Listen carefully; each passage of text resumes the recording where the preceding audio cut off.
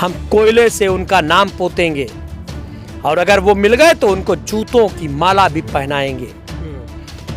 और वरना 48 घंटे के अंदर वह माफी मांग लें, क्योंकि इतिहास के पन्नों में दर्ज है हम महाराणा के चीते हैं, उन्हीं के नाम से जीते हैं। बात अगर मान सम्मान और स्वाभिमान की आएगी तो भगवान परशुराम के फरसे से वध करना भी जानते हैं। इन्हीं हाथों से दिल्ली की 55 मज़ारों को तोड़ा है। और जिसने अपनी माँ का दूध पिया हो, अगर ये सांसद अपने आप को सांसद मानता है, अगर ये बीमार नहीं है, तो मैं तो उपराष्ट्रपति महोदय जी से कहना चाहता हूँ इसकी सदस्यता खत्म की जाए और अगर 48 घंटों में इसने माफी नहीं मांगी तो इसे अपनी नस्ल और असल दोनों पर सोचना भारी पड़ जाएगा कि आखिर हमने ऐसा क्या कह दिया। ये राजवर्धन सिंह परमार कह रहे हैं। मैं बड़ी ही जिम्मेदारी से कह रहा हूं कि माननीय सांसद महोदय, आपने जो कहा आप उसकी लिखित माफी 48 घंटों में मांगे। यदि आपने नहीं मांगी तो महाराणा प्रताप सेना का संस्थापक और अध्यक्ष होने के नाते 32 लाख लोगों का मैं नेतृत्व करता हूं, इस नाते मैं आपको अपने इन्हीं हाथों से दिल्ली के पुराने कटे फटे सड़े जूतों की माला बनाकर आपके गले में पहनाने का काम करूंगा, निश्चित तौर पे करूंगा अगर आपने माफी नहीं मांगी। सपा सांसद रामजी लाल के द्वारा दिया गया एक बयान जो है लगातार सुर्खियों में बना हुआ है और उसके बाद लगातार उनके बयान के बाद हंगामा भी देखने को मिल रहा है। दरअसल उन्होंने राणा सांगा को लेकर एक बयान दिया जिसमें उनको गद्दार तक बता दिया, जिसके बाद तमाम देश के सांसद भी भड़के हुए हैं और इसके साथ ही तमाम ऐसे लोग हैं, हिंदू संगठन है जो लगातार उनका विरोध भी करते हुए नजर आ रहे हैं। हमारे साथ खास बातचीत करने के लिए महाराणा प्रताप सेना के राष्ट्रीय अध्यक्ष राजवर्धन सिंह परमार जी हैं। सर, क्या कहेंगे जिस तरह से राणा सांगा को लेकर जो बयान सपा सांसद के द्वारा दिया गया, जो कि राणा सांगा का एक अपना इतिहास है, जिन्होंने देश के लिए जो बलिदान दिया, जिस तरीके से उन्होंने देश के मातृभूमि के लिए जो रक्षा की, उसको लेकर आप क्या कहेंगे जो उन्होंने बयान दिया है सपा सांसद? देखिए, कुछ चंद लोग हैं जो देश को खतरे में डालने का काम कर रहे हैं। भारत एक संवैधानिक देश है, भारत एक लोकतांत्रिक देश है। मैं महाराणा प्रताप सेना का संस्थापक और अध्यक्ष होने के नाते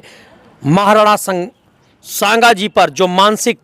रूपी बीमार हैं माननीय सांसद, जो समाजवादी पार्टी के कद्दावर नेता हैं, कई सदनों के सदस्य रहे हैं, मैं उनसे कहना चाहता हूं कि 48 घंटे के अंदर माफ़ी मांग लें, वरना जंतर मंतर पर शनिवार को सुबह 10:30 बजे सर्व समाज भी दिखाई देगा, महाराणा प्रताप सेना भी दिखाई देगी और वहां से देखने के बाद उनके सरकारी निवास पर हम कोयले से उनका नाम पोतेंगे और अगर वो मिल गए तो उनको जूतों की माला भी पहनाएंगे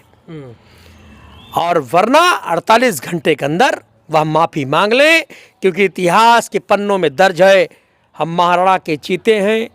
उन्हीं के नाम से जीते हैं। बात अगर मान सम्मान और स्वाभिमान की आएगी तो भगवान परशुराम के फरसे से वध करना भी जानते हैं। और जिसको संदेह हो वो हमारा इतिहास उठा के देख ले। हमने कहा कि हम अजमेर दरगाह जाएंगे तो हम गए, हमने कहा हम कुतुब मीनार में हनुमान चालीसा पढ़ेंगे तो हमने पढ़ी, हमने कहा हम दिल्ली की मज़ारों को समाप्त कर देंगे, हमने अपनी इन्हीं हाथों से दिल्ली की 55 मज़ारों को तोड़ा है। और जिसने अपनी माँ का दूध पिया हो, अगर ये सांसद अपने आप को सांसद मानता है, अगर ये बीमार नहीं है, तो मैं तो उपराष्ट्रपति महोदय जी से कहना चाहता हूँ इसकी सदस्यता खत्म की जाए और अगर 48 घंटों में इसने माफ़ी नहीं मांगी तो इसे अपनी नस्ल और असल दोनों पर सोचना भारी पड़ जाएगा कि आखिर हमने ऐसा क्या कह दिया। ये राजवर्धन सिंह परमार कह रहे हैं। मैं बड़ी ही जिम्मेदारी से कह रहा हूं कि माननीय सांसद महोदय, आपने जो कहा आप उसकी लिखित माफ़ी 48 घंटों में मांगे। यदि आपने नहीं मांगी तो महाराणा प्रताप सेना का संस्थापक और अध्यक्ष होने के नाते 32 लाख लोगों का मैं नेतृत्व करता हूं, इस नाते मैं आपको अपने इन्हीं हाथों से दिल्ली के पुराने कटे फटे सड़े जूतों की माला बनाकर आपके गले में पहनाने का काम करूंगा, निश्चित तौर पे करूंगा अगर आपने माफ़ी नहीं मांगी। लेकिन जिस तरह से सपा के सांसदों की तरफ से बयान दिया जाता रहा, चाहे अबू आजमी को आप देख लीजिए, उन्होंने भी बयान दिया था जिसमें औरंगजेब को महान बता दिया। दूसरी तरफ राणा सांगा को लेकर ये जो सांसद ने बयान दिया, इनको गद्दार बता दिया। तो आखिर ऐसी क्या वजह है कि सपा सांसद ही इस तरह के बयान क्यों दे रहे हैं और क्यों लगातार इस पर विवाद हो रहा है? देखिए, अबू आजमी तो हिंदुओं से पैदा है, उनके अंदर जो असल और नस्ल है वो हिंदुओं की है। रही बात बम्बई में चर्चा में रहने का उद्देश्य, तो वो चर्चा में इसलिए रहते हैं कि हमारे पूर्वजों की संतान है, तो चर्चा में बने रहें इसलिए ऐसा करते रहते हैं। बाकी वो अंतरात्मा से महाराणा प्रताप को मानते हैं, औरंगजेब को नहीं मानते हैं, वो तो लाइमलाइट में रहें इसलिए ऐसी हरकत करते हैं।